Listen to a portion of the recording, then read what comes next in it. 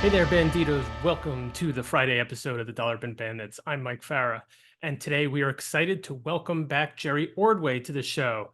Jerry is the architect of The Power of Shazam, which was a graphic novel from the early 90s that then became an ongoing series, reintroduced Captain Marvel and the origins of him and Black Adam, as well as the Marvel family, sort of put them back together, integrated them within the DC universe, and of course, he went on to continue to become a part of the DC universe as a reintegrated character. So let's get to it. This is Jerry Orway. Jerry, how you doing? Good. How you doing? I'm doing great. So the occasion of our talk is depending on how you look at it, the 30th/31st anniversary of The Power of Shazam, the mini series, not the mini series, Yeah, the it was a graphic graphic novel. novel, right? Yeah, that came out in 94, if I'm correct, and the ongoing started in 95. Yep. So let's do that big rewind and get back into the early 90s mode, which was a crazy time in comics. Why don't Yeah, you let me know how it play some all... gin blossoms. Yeah, exactly. Gin Blossoms, maybe a little Nirvana, Pearl Jam. Exactly. We should have both be wearing flannel, incidentally. I Um, do, just that it's warm here. So yeah, it is spring weather finally, so the flannel has gone away for next winter. So tell me how the project came about, what you were working on at the time, and where this sort of fit in with all of the goings on of the halcyon days of the early 90s. well, the Power Shazam graphic novel, I feel like that I started that in 1991. I think I started work on it, and it was one of those things that DC was happy to do it as a back burner thing. But I took over when John Byrne quit, because John Byrne was going to do it like a relaunch of Captain Marvel Shazam. And my friend Jonathan Peterson was editing it, and we used to hang out socially, and he just said, "Oh, you'd be perfect. You got to do it." And at the time, I had just stepped back from drawing Superman. I was still writing it. So it's like, oh, you can do it in your spare time. And you know how spare time things work. I did try, but I think it took me a couple of years. I had about 14 pages done, full color. The whole thing was plotted out and everything, but 14 pages of artwork done. And then Death of Superman happened in there, and that was like a big media frenzy, and you wind up doing a lot of signings and stuff. And then also Wildstar, which because Image had basically just hit, and my friend Al Gordon and I were like, wanted to do a book through Image, just to be part of that because it was very exciting. And then I knew that once Wildstar was done, I would have to put my nose to the grindstone, so to say, and start uh, really working at it full time.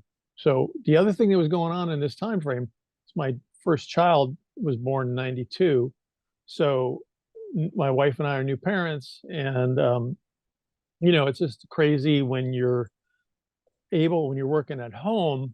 I was trying to make more time to not be on deadline so much, so that I could be part of all of the beginnings, the stuff, be a good dad, change diapers, and get up and walk around with the baby when the baby's crying at 3 in the morning or whatever. So there was a lot going on. I can imagine. And there's a lot going on, as I've said, and maybe said too many times already, in comics at this point. And you point to, Image and doing Wildstar. There was, Death of Superman. There was just a lot of crazy action Yeah. happening throughout the industry. I'm wondering, while you're working on this sort of on the back burner, if you felt a little bit of whiplash in that this was very much a classic throwback type of story. Captain Marvel, at least the way, we were doing the origin story, was very much a sort of traditional Right. kind of character. And meanwhile, all around you have big guns, big Right. muscles, to the extreme kind of things Right. happening.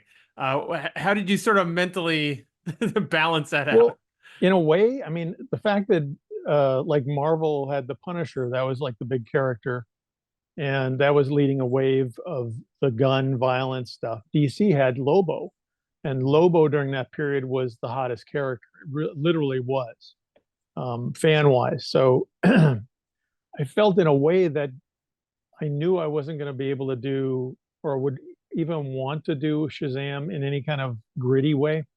The funny thing is, Byrne had done 2 pages before he left the project, and his thing was very gritty, and the Shazam project prior to Byrne or then to me was Roy Thomas had done his Shazam with Tom Mandrake, and that was very gritty. It was like they were trying to do a almost more of a crime, noir kind of thing with it.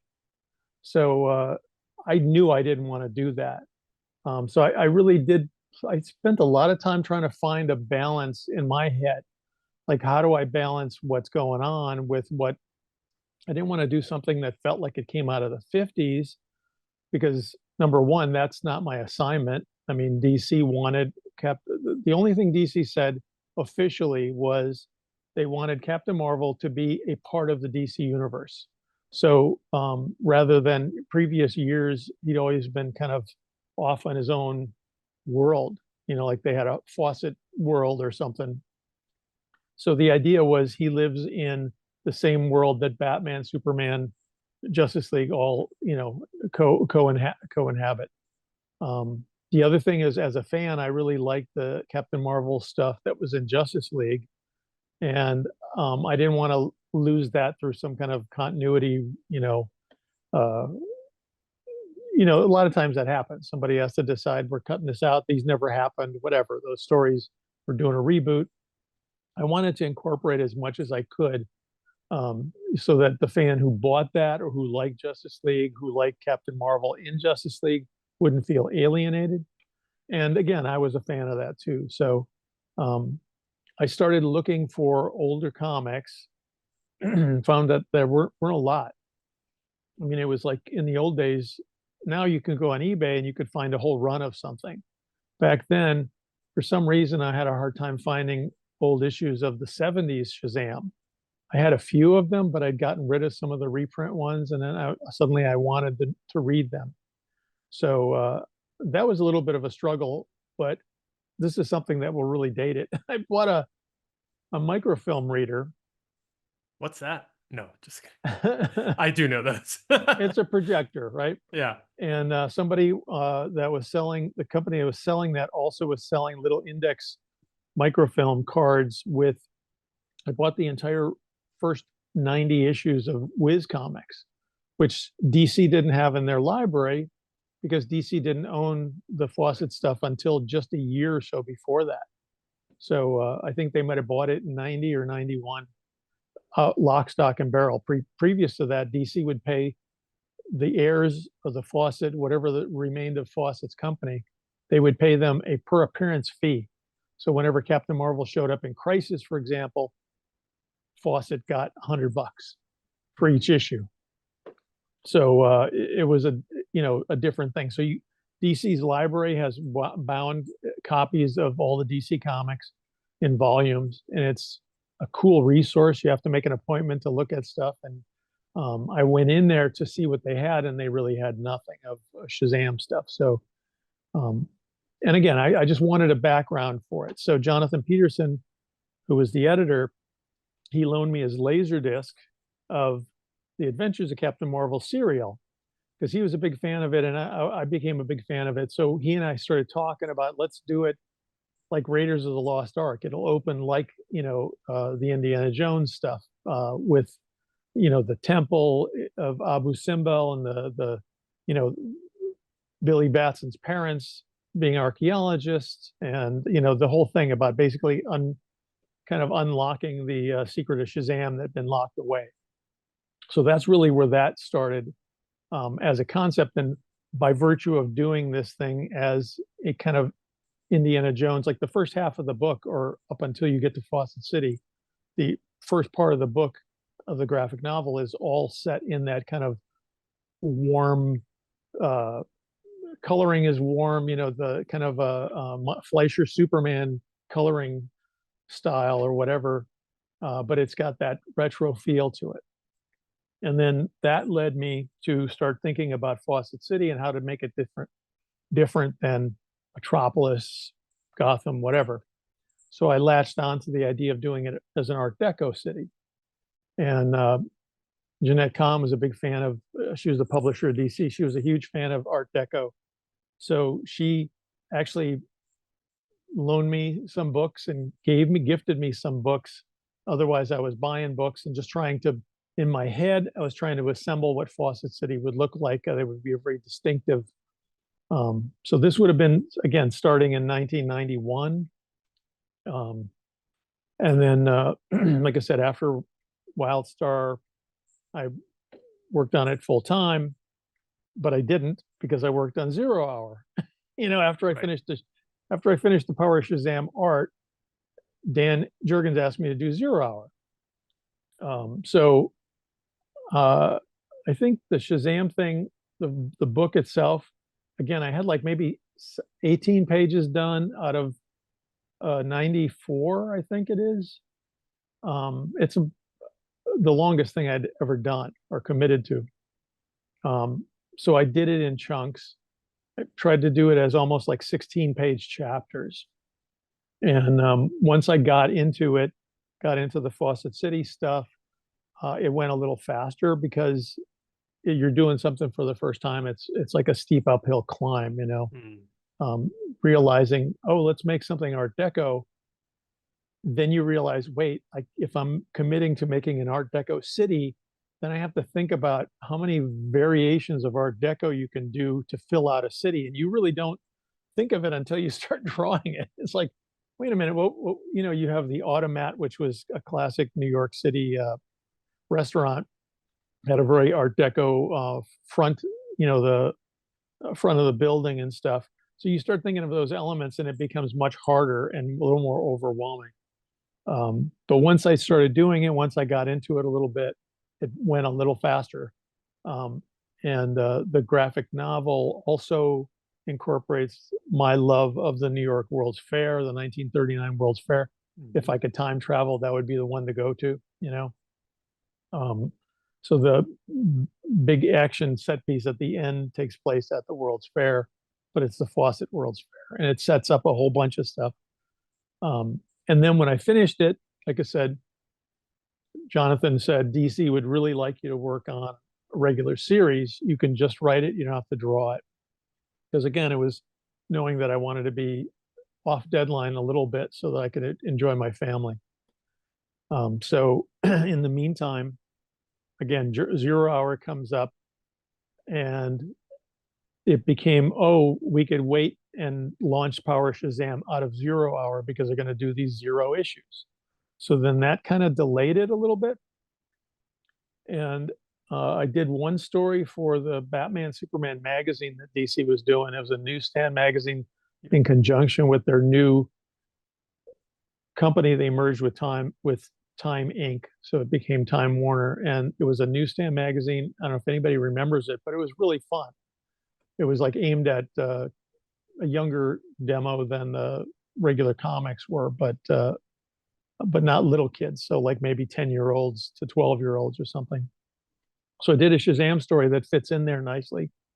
That Mike Beck, who was a really terrific artist, very cartoony, he drew it, and then again, Zero Hour is happening, and we're going to do the series to spin out of it, and all those plans were coming together. I had started plotting out the first year of the Shazam comic, and then I think this would have been while I was still inking Zero Hour that this was all in the works, because by the end of Zero Hour, which was only a 5-issue miniseries, all the books would relaunch out of there. So that would have made, yeah, I would have been working on it like maybe around issue 2.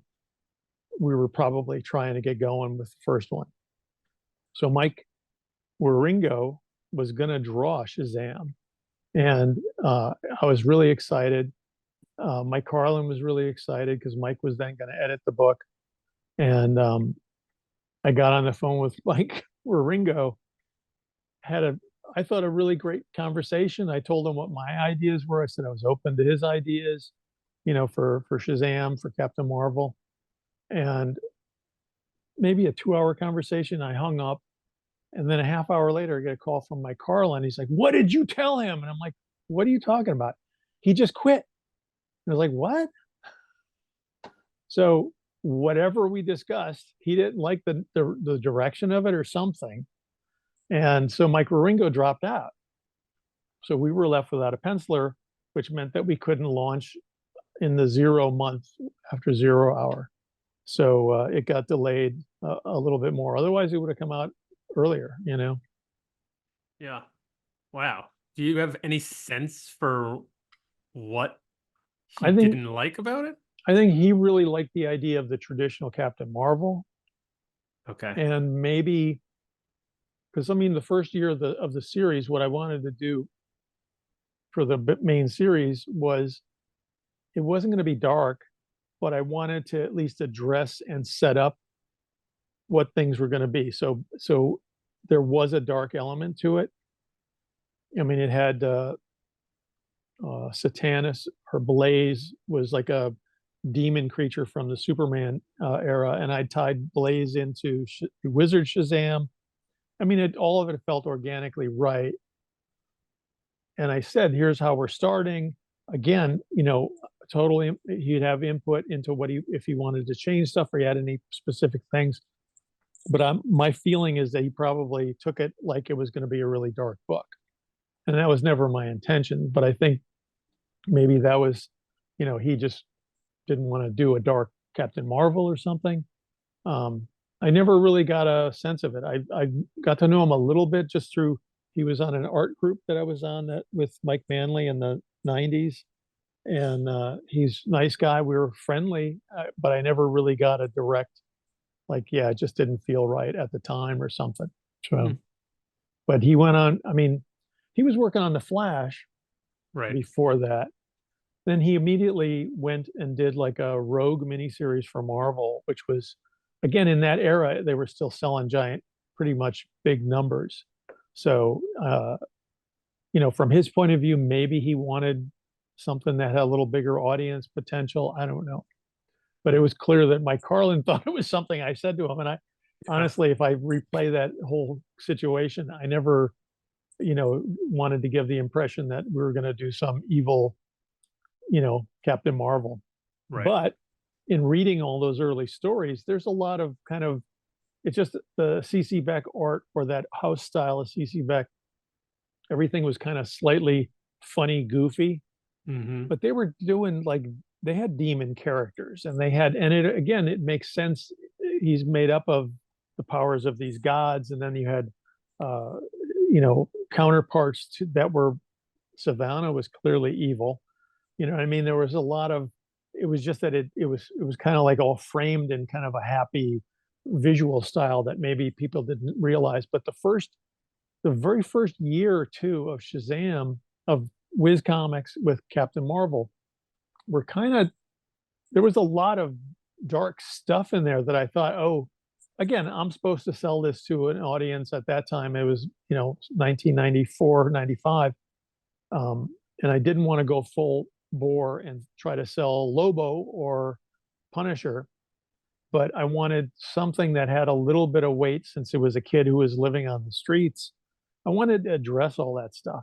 Mm. And I mean, really, what came out of doing the graphic novel was, why does Captain Marvel always smiling? Because he was one of those characters that always had a big grin on his face.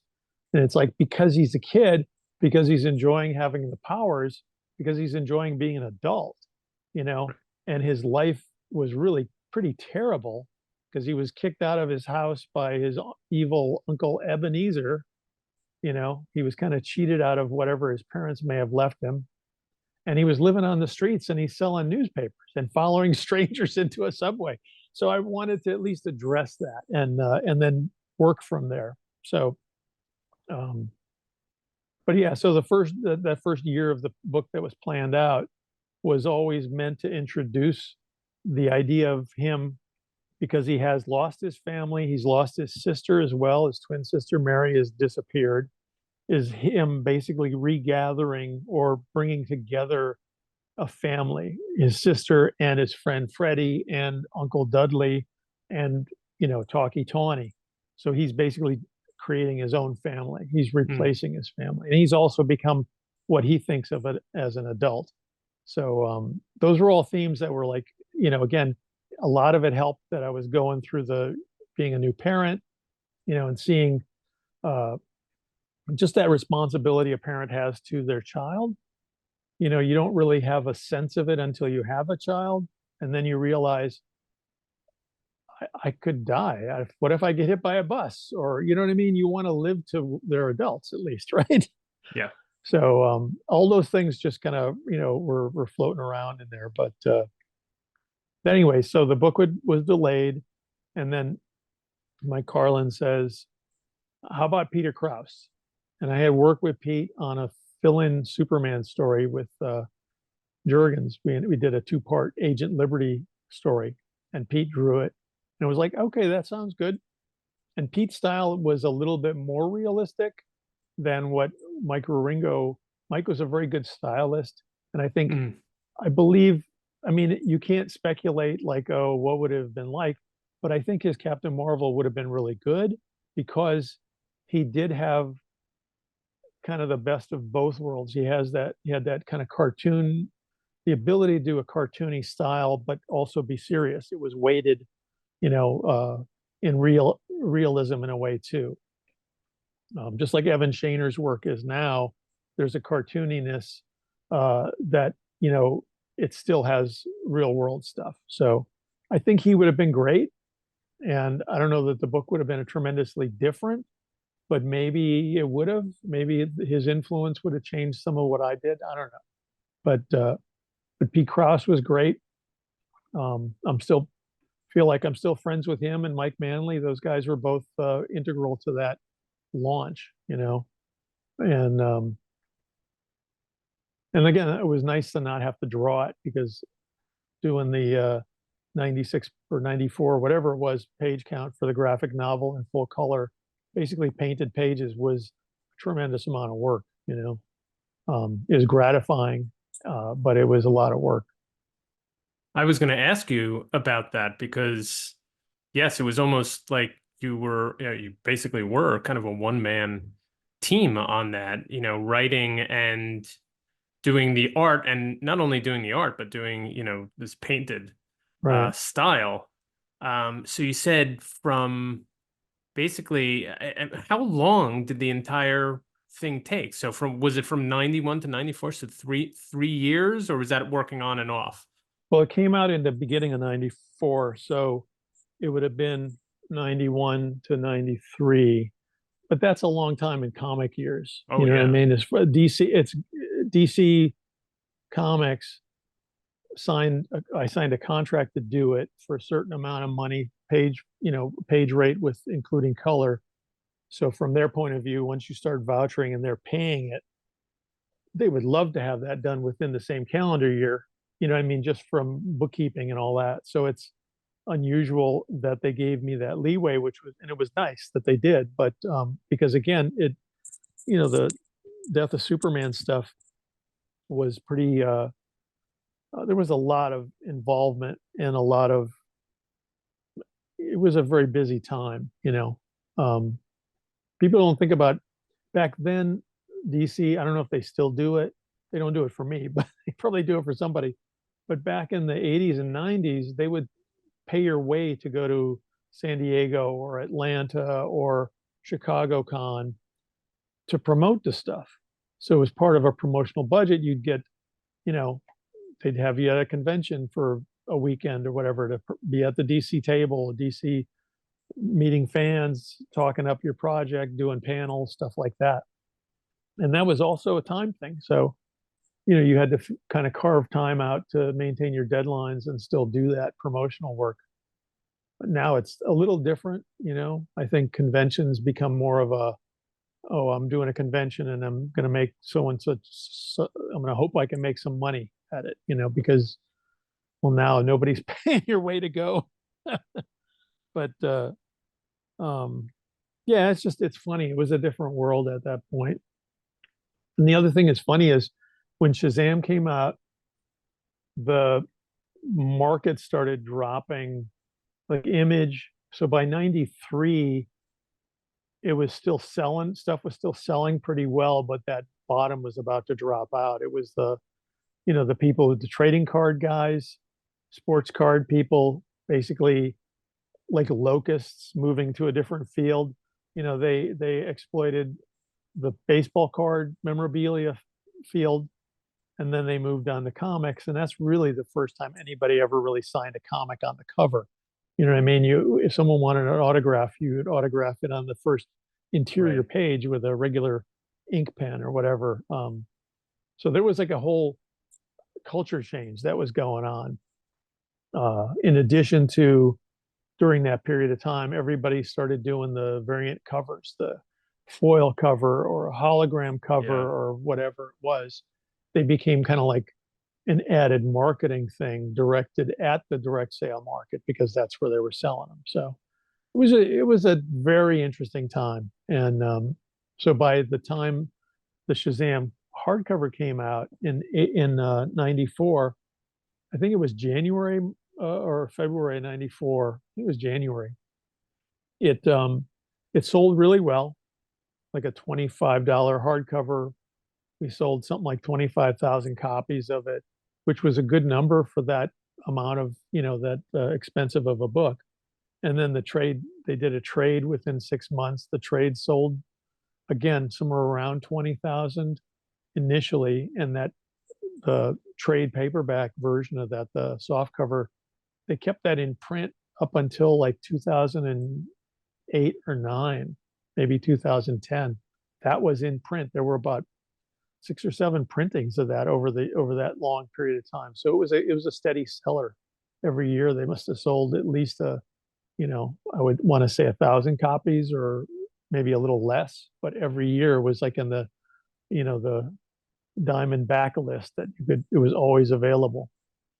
Um, but yeah, so like I said, it was so much stuff going on. But when the comic launched, uh, the comic also, I feel like that also launched in, I want to say it launched in, was it the fall? I can't remember. It I doesn't only feel saw like it see was summer. 95. Yeah. Yeah, I'm but not sure about the time.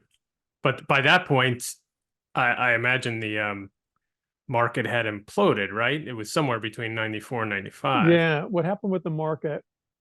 I mean, there was the issue of Shazam. I'm trying to remember if it was issue 5 that had Captain Marvel and Captain Nazi fighting on the cover.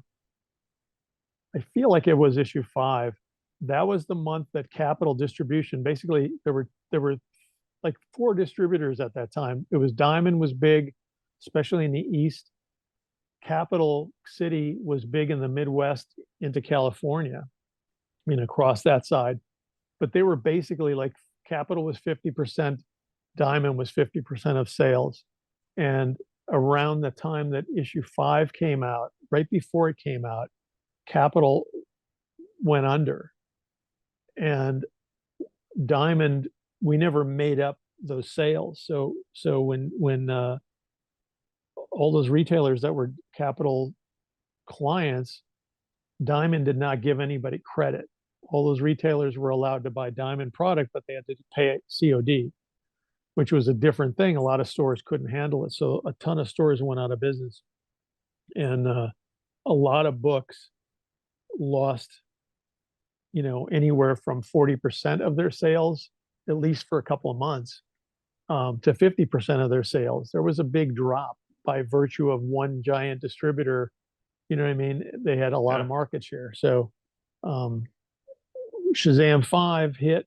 I'm pretty sure that was one that was hard to find because it was whatever the Diamond order, like those were the orders, Diamond and maybe the Heroes World was still around, I believe, and I don't remember. There was one other one, but anyways, so yeah, the market took a hit, and then it rebounded a little bit as things settled, and maybe some of the stores did get diamond accounts and were back up and running.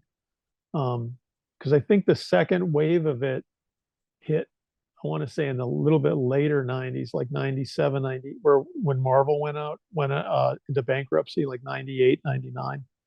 The later 90s were also like a big hit. Um, because again, there were a bunch of new companies.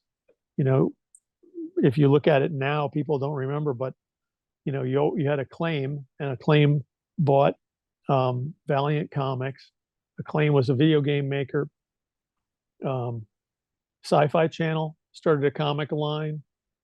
Tops trading cards, they started a comic line. So there's a lot of new product. Image was doing a lot of books. Dark Horse doing a lot of books. So the market kind of got overwhelmed again, I think. So Shazam really weathered that. It weathered that period. But it was a solid seller up until really the last 6 months. Um, and I had taken over drawing the book when Pete Krause said he wanted to leave. Pete was like thinking he just needed a change. And he was going to leave after the third year, or after I think the second year he was thinking about it. And then we were able to convince him to stay on. And then he left, and I started with issue 40. I believe it was issue 40. I started writing and drawing it. And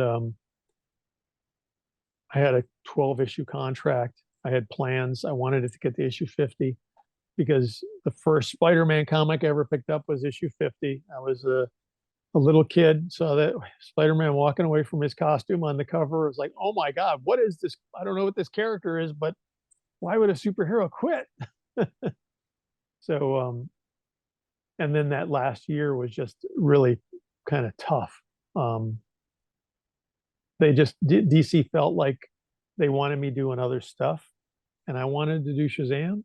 You know what I mean? I liked doing it. I was trying to get it to issue 50. That was my personal goal, was to get 50 issues, because that felt like the book lasted 50 issues. It was a success, you know. But they didn't agree. So it was a little tough. And one thing that I will never forgive them for, it because it makes no sense. But in the era of Wizard and like Diamond had their own kind of Wizard magazine. I can't remember what it was called now, but it was like a counterpart to Wizard, Hero Illustrated or something. I don't know. But Wizard was like dictated a lot of what was going on in the market with regard to like variant covers and all this stuff, because they were selling comics on the side. So they listed their own little price guide that benefited those guys. So they were really able to manipulate the comic market. Where was I headed with this? Just got sidetracked. But anyways, so DC was courting Wizard. Wizard didn't want anything to do with DC until, of course, the death of Superman. Then they started getting some inroads, like, oh, DC's cool again.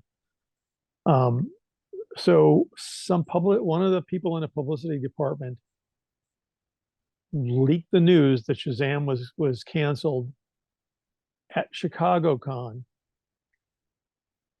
But it was going to run to issue 48, I think, or 47. So at that point, issue 41 might have been out or coming out. And the minute the fans and the stores heard it was going to be canceled, all the orders for those last 6 issues dropped drastically. Like, people were like, why should I invest in a series that's being canceled? It was just it made no sense business wise to announce a cancellation 6 or 7 months before the book is ended, Yeah. So I felt burned by that. I don't know if that was just a mistake on somebody's part, but it was a little sad. But I loved working on that book, and I still had ideas beyond, up to issue 50 and beyond. It was really a fun project to do. Well, I think it was, I mean, even though you didn't get to issue 50, I think it was still it can be considered a success. I mean, you had a well-selling graphic novel, which I think is one of the bedrock DC graphic novels, Oh, thanks. if not of that time, Yeah. overall.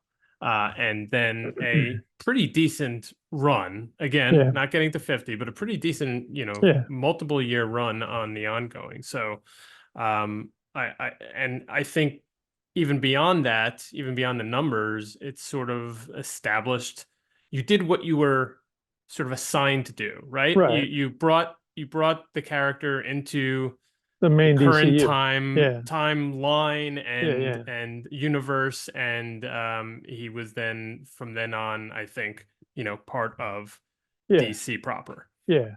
Well, no, one thing I was talking to a friend of mine last week, and I was trying to because I remember during the because the Shazam basically ran ultimately 4 years. So we had an issue 1 million. That was a Mark. Um, Boy, my brain's going because I'm. It was a crossover DC 1 million. So there was an issue of 1 million of Shazam. Mhm. There was also an annual, was one of those Dead Earth annuals. So ultimately, we came probably close to 49 issues, even though it Yeah. wasn't numbered that way. But what I was talking to this friend about was in the space of those 4 years, there was so many crossovers that we had to deal with. And you'd have to derail your storyline Yeah. or at least figure out a way to incorporate the crossover idea into your storyline because oh no, your issue, whatever comic that ties in is going to get a bump, a sales bump from these things. And that only really happened the first maybe couple times. But I was trying to think of what the first one might have been Underworld Unleashed. Then you had, I know there was one, the final night. Um, Yes. there was one that Byrne did with the gods. I can't remember what that was called. And then you Well, had there the was War of the Gods, but I war. think that No, was this was earlier. yeah, this was a Byrne run one. Then he was doing Wonder Woman at the time, but it was a gods one. And then you had DC 1 million, which was another one. And on top of that, we had Kingdom Come, that was major Captain Marvel action in that. But at the very beginning, I was working, I had my plot out for the first issue of Power Shazam, and there was a big build towards Mr. Mind. And that was planned at that first meeting that Carlin, we didn't want to start with Mr. Mind. We wanted to do it subtly, but Mr. Mind would be front and center for the second year of the book. So at the time, I had inspired by that Star Trek movie, The Wrath of Khan, where Khan sticks like a some kind of alien worm into Yes. Chekhov's ear. I said, well, that's how Mr. Mind infects people. And Mr. Mind's not going to be one guy, but he's like there's as many as he can make, you know. Swarm. He's a swarm, he's a species or whatever, but they're sharing a mind. And that was always part of it. So the other part of that story in the first year was that Blaze, being like a devil character, Blaze was going to bring Captain Marvel to hell and tempt him, and his innate goodness was basically going to blow up the whole thing because she realized she couldn't corrupt him. He's uncorruptible. That was how the first year was going to end. Well, I got a call from Carlin who said Dan Raspler is editing Underworld Unleashed, and they got an idea that's just like that. And I'm like, well, clearly Mark Waid and I read the same issue of Thor back in the 1970 or whatever that had, Loki being sickened by Thor's goodness. That was the inspiration for me. I'm sure it was. So I had to take a bullet and not do that, right? So I agreed. Okay, for the greater good, the big crossover is more important. So I didn't get to do my bit. It annoyed me, but you're not working by yourself. You're working in a DC universe, right? So then a couple of maybe even within a couple of months of that, I get the same basic call about Kingdom Come. It's like, Alex Ross is doing this thing with Mr. Mind as a worm in Billy's head, and he's controlling him. And I'm like, yeah. And he's like, well, could you not do that? Because we're doing it as a big reveal. And I'm like, I've been planning this for so long. I gave in on the Underworld Unleashed. I said, we can both do it. It's not going to hurt anybody. I said, and again, Alex and I probably watched the same movie. We got the same inspiration. But that would happen. So, when you have to, someone would say, oh, here's a new crossover. It's like, again, what does this crossover entail? Well, this is what's happening. All the lights go out in the entire world. And, I mean, it's like you just have to, you might be moving forward with a storyline, because that's what it's all serialized, right? It's these things all were supposed to build the things. And then suddenly you would get sidetracked, even in a minor way, and suddenly it's a tie into some crossover. So that is worse, I think, than whatever sales bump they thought they would get. But you had to do it because that's part of being part of the DCU. Yeah.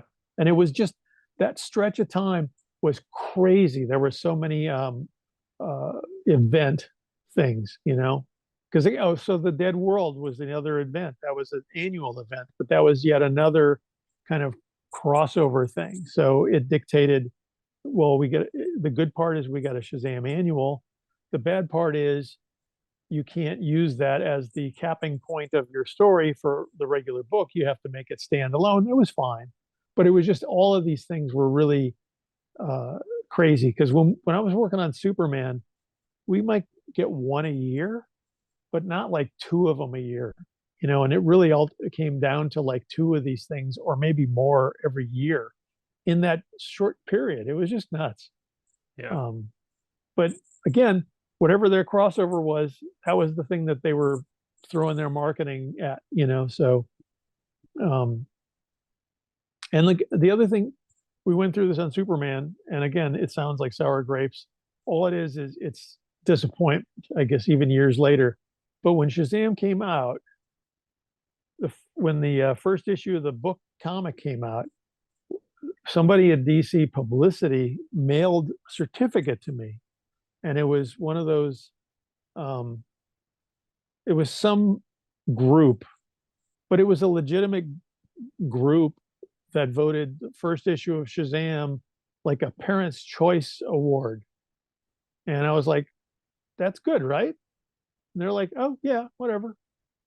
And I'm like, "But that's it was like a national thing. It seemed like a big deal because the Parents' Yeah. Choice Award, I was like, isn't this the thing that they put in People magazine and they tout, like, in other words, somebody would use it as take out an ad, Parents' Choice Award winner.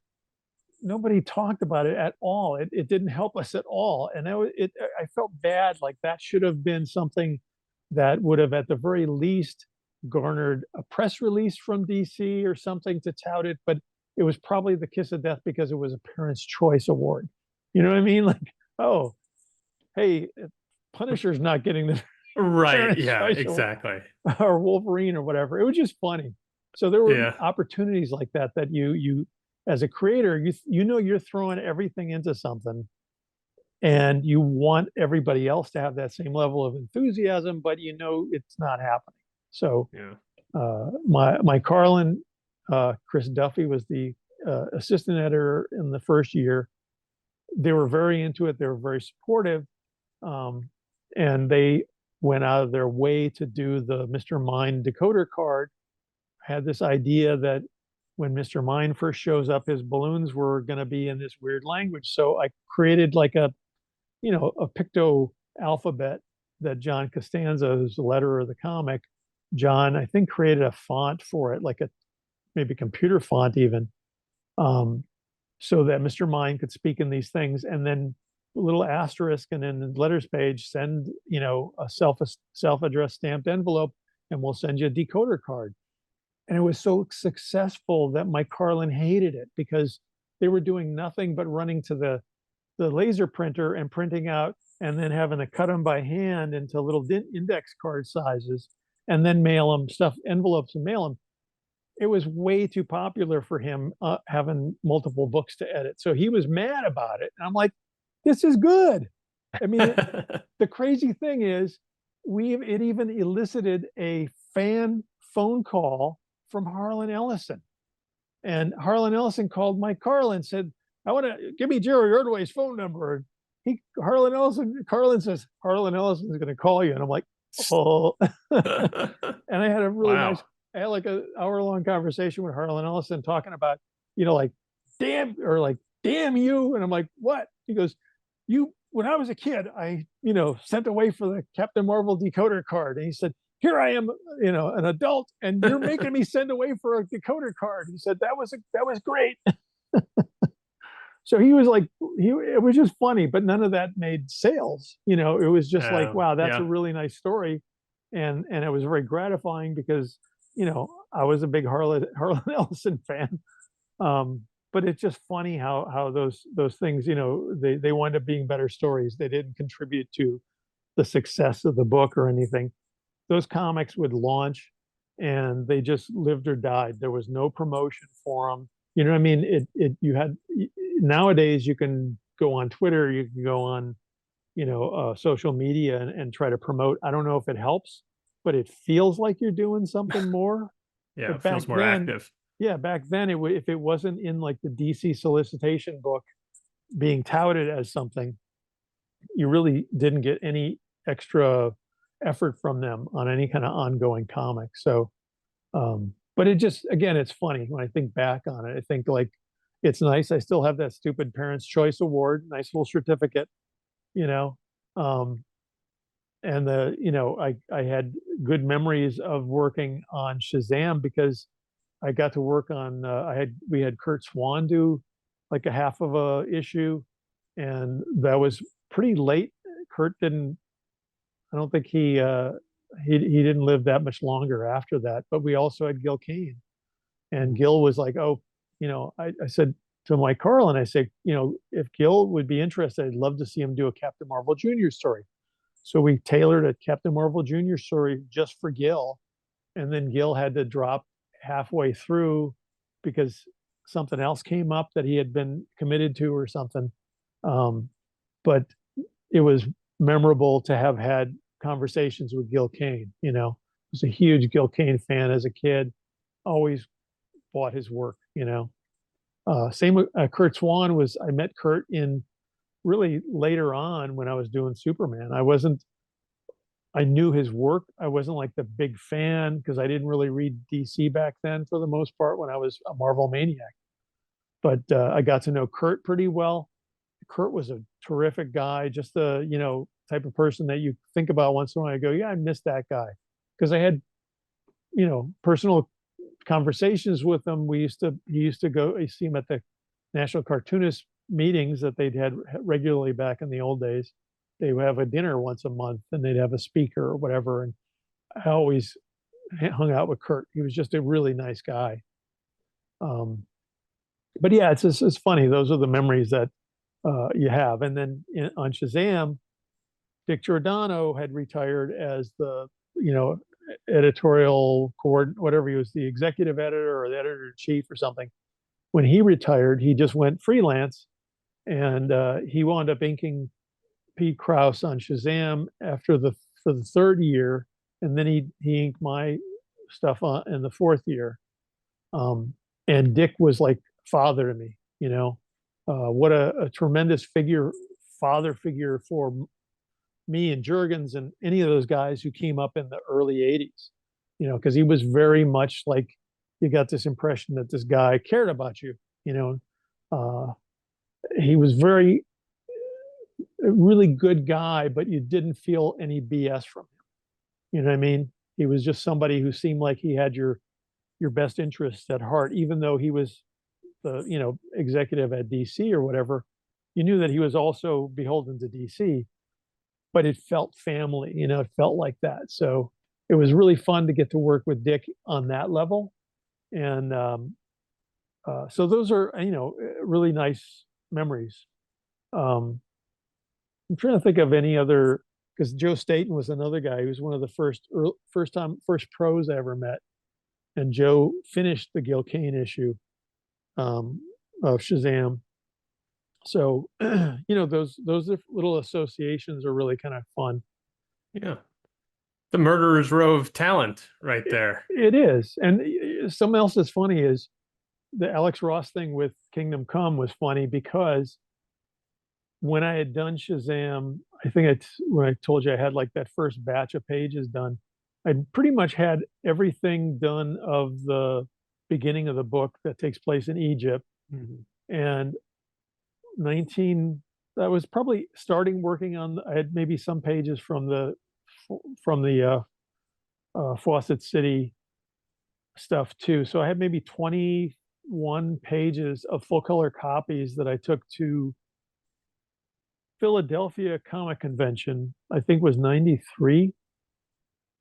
Yeah, I think it was 93, like May or something of 93. And Alex came up to me, and I think Marvel's had not come out, or maybe the first issue had been out, or it might have just been promoted. So I knew of his work from that, but not having seen an issue. But Alex came over to me at the table. He looked at my pages and he said, I just want to ask you a question. Do you have any problem with me pitching a Shazam thing to DC? And I was like, I'm kind of doing it right now. I said, I'm kind of doing Shazam, but I have no control over it. You can pitch it. I don't know what they're buying, if they would buy it or whatever. I said, it's not in my control, you know. I said, hey, I really like what I've seen for Kingdom Come or for Marvels, you know. But that was Mhm. the weird interaction. So I knew Alex is a huge Captain Marvel fan. And the sad part, really, to me, is over the years, Alex kept pitching Captain Marvel ideas to DC for miniseries or regular series, whatever. And for some reason, they never took him up on it, which is crazy to me. Because even after, I mean, I understand it, like while I was doing the regular book, maybe, you know, it's not going to happen. But after that, I was after 99 when the last issue of Shazam, I know that Alex pitched it a couple times. And I find it really crazy that someone at DC wouldn't have said, this sounds like it could work, or why don't we give it a chance or something? It was just weird. So knowing Yeah. that he was like this huge Captain Marvel fan was interesting way back when, you know. Because another guy who But was like Eric Larson was another. I knew Eric, you know, before the Image days, and Eric, like Captain Marvel, was the comic that his dad gave him his copies of, and he had this love of the goofy Captain Marvel stuff. And so when Jonathan Peterson first asked me to do Shazam, I kept saying, well, am I the guy to do it? Because yeah, I liked the character costume wise. I was not like the huge Captain Marvel fan. I read the comic in the 70s, the relaunch or whatever. But I was like, am I the guy to do this? All these other people seem to be they want it more, you know. chomping at the bit. Yeah. Yeah, but I guess that's a plus for me because it wasn't like, oh, I've wanted to do this since I was a little kid. I think I was able to look at it differently and maybe even approach it differently, you know? Because I think about like my, when I was doing the series, especially, and I discussed this with Mike Carlin, I said, I do want to update it, but rather than 1950s, I would like to update it to the feel of Spider-Man in 1967 through maybe 75 when I was a teenager. Yeah. You know, that was my goal, was to update it to that 1960s, 70s Marvel vibe, because that felt like a good compromise. It could still be lighthearted at times, but it wouldn't be infected with bullets and and blood, you know. So but yeah, it's just funny. I mean, the same was true with Superman. I wasn't a huge comic Superman fan. You know, I liked the movie, the very first movie. I didn't care for Mhm. the other ones that much, but I like Christopher Reeve as Superman. And I loved whenever Jose Luis Garcia Lopez did a Superman story back in that, you know, in the wake of the uh, around that Superman movie time. But I think it gives you a perspective that maybe somebody who's too close to it doesn't have, you know. So that's at least that's my theory. It's kind of like maybe John Byrne doing Superman, that it was a mix of things because John was a really big fan of Superman when he was a little kid, which means Superman in the 50s. You know what I mean? It would have been like late 50s, early 60s Superman. And that's where it kind of locked into him. So maybe that inhibits you to a degree. Whereas he came to Fantastic Four when he was maybe a teenager and had a little better grasp of Right. it, of the concept or something. But I do think that if you love something too much, sometimes that can be a detriment, whether it's that you invest too much of yourself into it and get burned or feel crushed, you know. Uh, like for me, when I was a kid, Spider-Man was my favorite. I love the Avengers and I love Daredevil. Those three were like my top Marvel things. But I was, again, like 9 years old, and that stuck with me for years. Those were my favorite characters. Um, so I'm not sure that how I would approach, would I have a valid approach to do Daredevil? I always think about that because when Frank Miller did Daredevil, he reinvented that thing. How do you go Hmm. back to the goofy Daredevil of my childhood? Um, I was going to ask who your characters were if they weren't Superman and weren't yeah, Captain America, yeah, Captain Marvel, that is. yeah. I Yeah. like Captain America too. I mean, but the Avengers with Captain America and Iron Man and Thor, but those were my three top ones. But Spider-Man and Daredevil were new to me. The Avengers, technically, all those characters were on the Marvel superheroes cartoon, and that was Hmm. my first exposure to Marvel comics was through that cartoon. So Iron Man, Submariner, Hulk, Thor, Captain America, those were all kind of already pre-existing things. But when I saw Spider-Man again walking away from his costume, Peter Parker, it's like it was so intriguing as a 9-year-old that someone would quit their job, right? You're a kid, Right. and the compelling thing, I don't know if we talked about it when I was on before, was Daredevil was issue 29 is he's being unmasked by a couple like thugs are holding him like just gangster guys, right, with cigars, and they're pulling his mask off, and it's Matt Murdock, but he's got those big Gene Colan drew those like really kind of janky angular sunglasses that Matt Murdock wore. So that mask is coming off, and those sunglasses are there. And as a 9-year-old, it's like I'm looking at something I can't make sense of, So it was so Yeah. intriguing because it was like, how does that work? So that became my favorite comic. you Yeah. know? Yeah. No, those images are just indelible, on a young brain. And I wish I've had this discussion with a number of other creators that there were more story covers nowadays, like the one you're describing from Right. Spider-Man 50. Yeah. It really tends to be nowadays just various poses of various figures in Right. no space and doesn't Right. give you any indication of a story or intrigue about the narrative. But they really do should be used to pull you in Well, I to mean, what's going on. again, starting with issue 50, at that time you could go back issue wise if you went to like secondhand stores, they'd have bags of comics. It wasn't like a comic store or whatever, but some place that would sell stuff people brought in. There'd be bags, grocery bags full of comics, nothing sorted, and you'd go through them and maybe pay 50 cents or 25 cents a comic. So I remember finding Spider-Man back to say like 20 issue 28 or something. And there's also a similar the cover with Spider-Man trapped under the huge piece of machinery that was part of the Master Planner storyline. And that is also a story cover, you know. If you Yeah. didn't read the previous issue and you'd see, oh my God, Spider-Man's trapped under this massive steel structure, it would intrigue you. DC did, and I do remember seeing them on the newsstands. DC did the dopey ones, but they were still intriguing if you were the right age. So I mean, when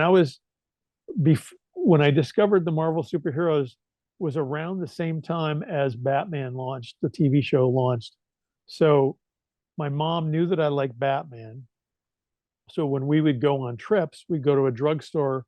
She'd allow me to buy a Batman comic, and they were usually the checkerboard ones, that era where they had the checkerboard Mm, design. And there were crazy covers. It would be like, the Batmobile has a flat tire, and Supergirl and Batgirl are laughing as, you know, Superman's pumping up the tire, or Batman's taking the lug wrench, using a lug wrench to get. They were just dopey, but they were compelling in a weird way, but not in a dramatic way. Like, you didn't think, I wonder how the Batmobile got a flat tire. You just thought, why are they being so mean to him, to them? But DC did tons of those. yes. It was always funny. Whereas I do feel like the Marvel ones were generally story specific, or at least big points of whatever story they would address. Thor loses his powers, or Odin banishes him, whatever it is. Those were somehow addressed in a really interesting graphic, and they made you want to read the story. The DC ones were like, kind of, wow, I'm going to buy a comic that has, Batman changing and whatever, changing the tire on the Batmobile. Those were not serious, and Oh, even if you're 9 years old, you want to think you're old, you know, you want to think you're adult, right? yeah, That was the whole absolutely. key to Marvel, was that the DC did feel like they were stuck in a time warp, even into the 60s, into the 70s, early 70s, um, up until the time Kirby came over.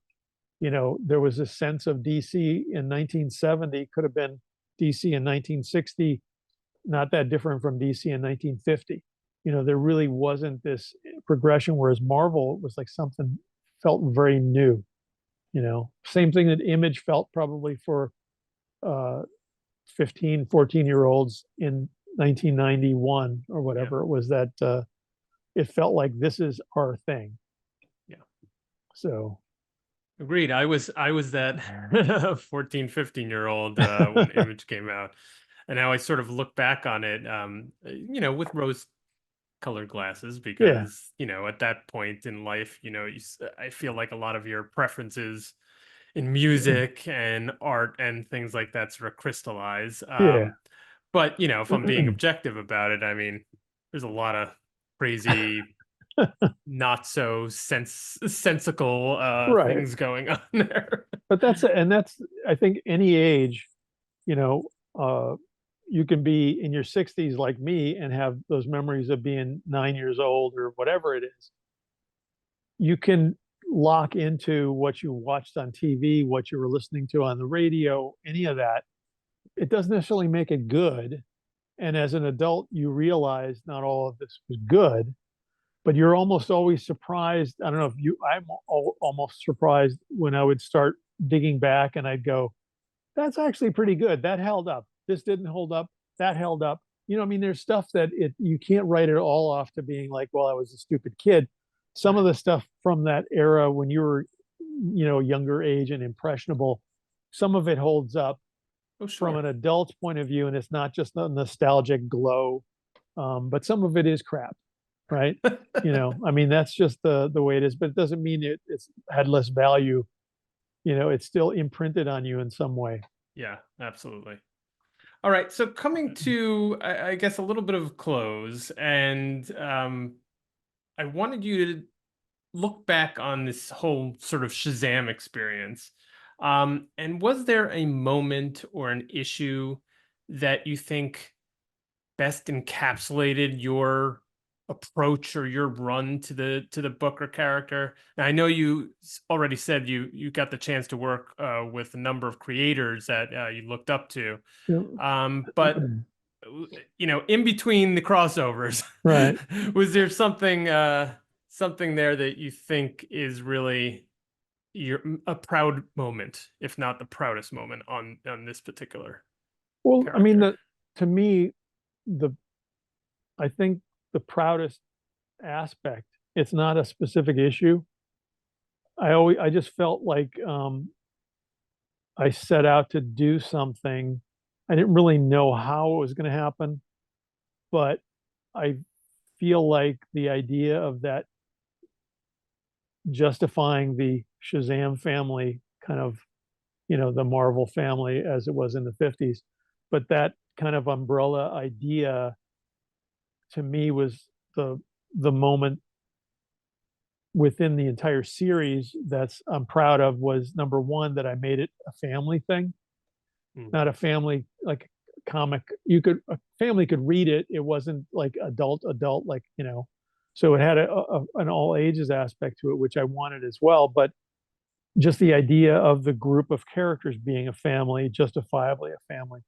Um, and that did start with the graphic novel because the first question that I had that I pitched, that I mentioned to Jonathan, it's like, why does Billy follow a stranger into a subway tunnel, into an abandoned subway tunnel?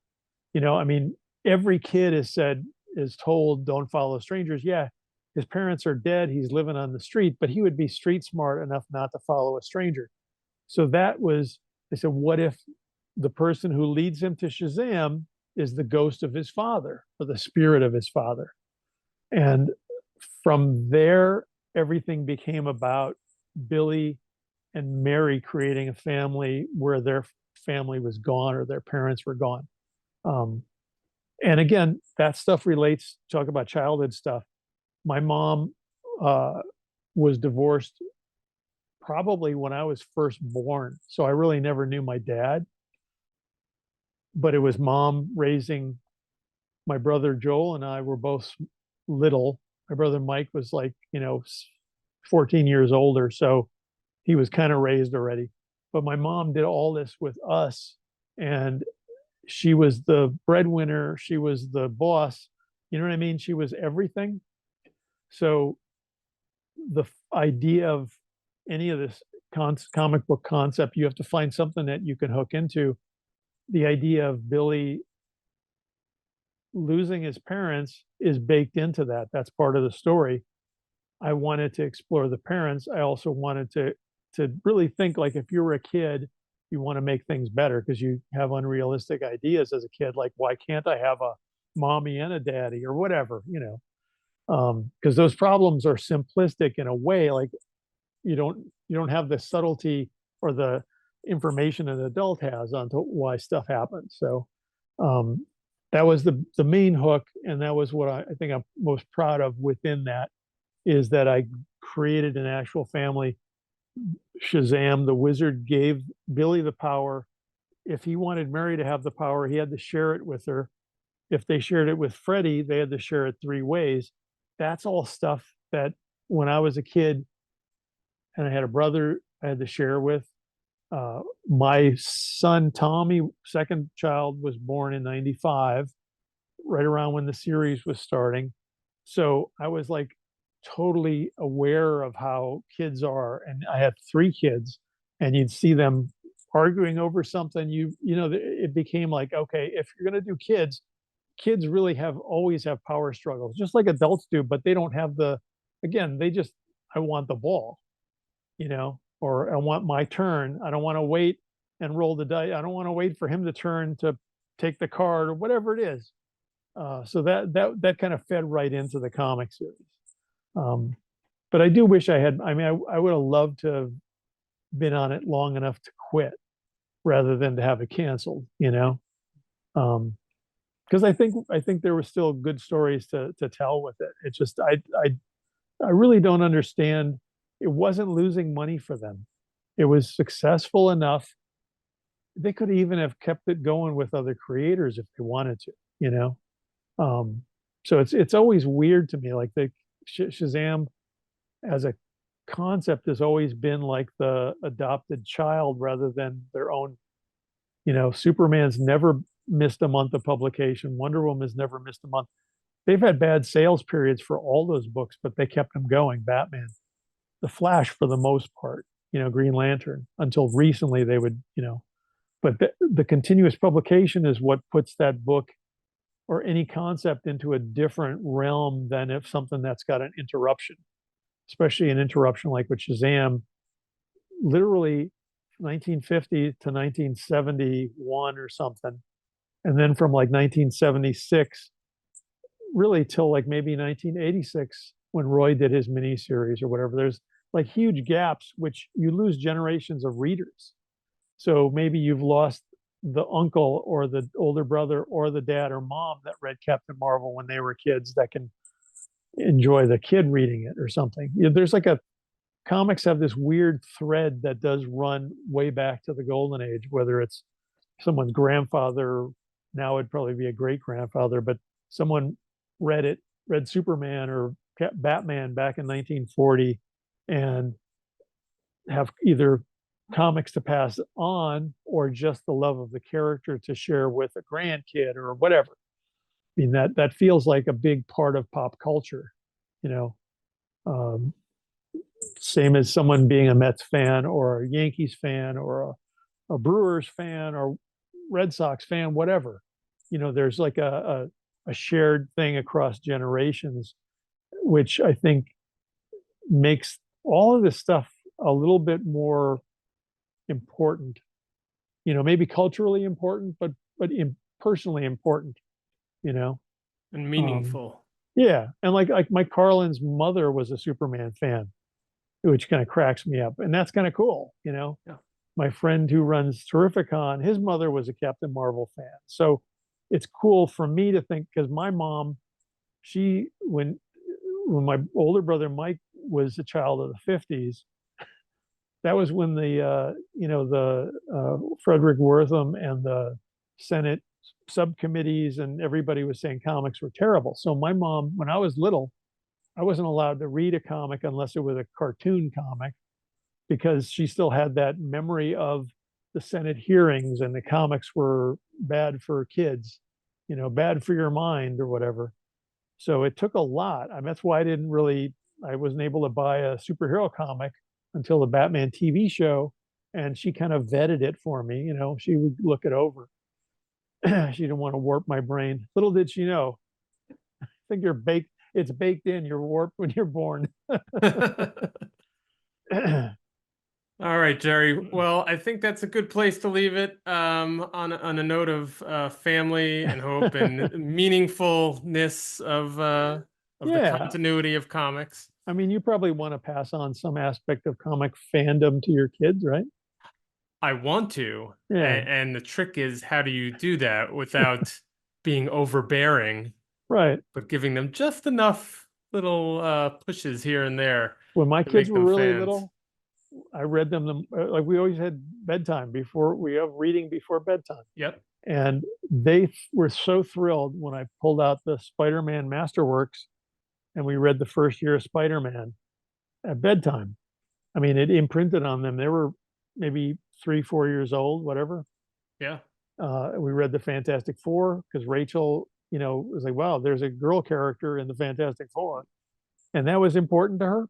And I Yep. knew that was important, because you can see it like, oh, these kids need someone just like, I mean, not to be on a soapbox, it's about people having some kind of representation, whether Yeah. it's a racial element, a sexual element. I think a kid wants some identifiable thing. Like if you're a kid and there's no black heroes, uh, Chinese or black kid or whatever might find Superman appealing because Superman's an alien. You know what I'm saying? Like, I think everybody finds something personal in these things. That's what makes it compelling. And for me, the Spider-Man, number one, he did the right thing even when it wasn't good for him. The police thought he was a criminal. He could do the right thing and still be hated. That was appealing. I mean, it was like, wow, that's kind of heavy because he did the right thing. So that there's like a weird morality in comics in that era that appealed to me greatly, So maybe I was always like a bleeding heart liberal or something, but I always felt like empathy towards the downtrodden, and that's what the best of that stuff is somebody who doesn't really exist in real life who tries to protect people who are at risk, so and that's the essence of superhero comics to me. I really like that POV. I mean, in some ways, comics were created, or at least their initial audience were those kids that were kind of overlooked, I Yeah. feel like. Whether it was whatever sort of you know, whatever aspect. Right. And so I think expanding that definition of, again, sort of, not to use buzzwords, but inclusivity, Right. is only helps, the medium, and only helps more kids sort of identify Yeah. with people that Yeah. they can see to aspire to. Yeah. Well, you see it at conventions. I mean, when you do a store, whatever appearances, but even in the 70s, 80s, 90s, doing comic book shows, somebody is always grasping something or finding something that is compelling or whatever about a character. And I remember that was true with people coming up to me about Amazing Man, like in All-Star Squadron was, he was kind of a Jesse Owens Olympic star kind of thing, but uh, everybody needs somebody to look up to in that sense. That's what you need somebody to look up to. So that's why I don't have an issue. I don't think it's like a PC thing at all. I think it's a common sense. It's a thing about having empathy. I mean, there've always been poor people. My we were poor when I was a kid, but not as poor as my mom was during the Depression. Right. So there's always somebody who needs a leg up. That's the bottom line. And the Superman or any of these characters, I think it's important that they exist in that sense, is that they're still, they're not working for Lex Luthor, or they're not working for the government. They're doing their job almost like a volunteer, and they're trying to make things better in any way they can. You can't solve the problems of the world, but that doesn't mean you shouldn't try, right? I mean, Right. that's the thing, like any problem. It's like you could have a problem and say, I don't know what to do, but you got to try. It feels like to not try would be just to give up or whatever. I think humans are wired to try. So uh, if you can help a couple people, you're doing better than if you help nobody. And again, Spider-Man's origin, he turns Yep. his back on the one crime, and then it's like, well, it actually impacts him, and in a way that's true of everything. Those threads run through everything. So um but that's, again, that was the appeal of superhero comics, especially the Marvel style. Was that idea that you basically sacrificed, you did the thing for the greater good, whether it enriched you or not, and in many cases it didn't, but you still did the right thing. So And we're back. I really enjoyed talking to Jerry, finding out all about the origins of the power of Shazam. Writer, painter on that graphic novel. I consider it kind of a cornerstone of the modern DC universe. So kudos, Jerry, for the work you did now 30 years ago with that title and character. And if you're looking for more Jerry Ordway, he was recently a contributor to the New History of the DC Universe, the first issue of which came out just the other day. So go pick that up. Go pick out Power of Shazam. There are a number of collections, compendiums that you can choose from. I think you'll really dig it. And that'll do it for this week of Dollar Bin Bandit episodes. Thanks, Jerry, for being on the program. Thank you all out there for listening, for viewing, rating, reviewing, and subscribing to help get the word out about Dollar Bin Bandits. We'll see you next issue.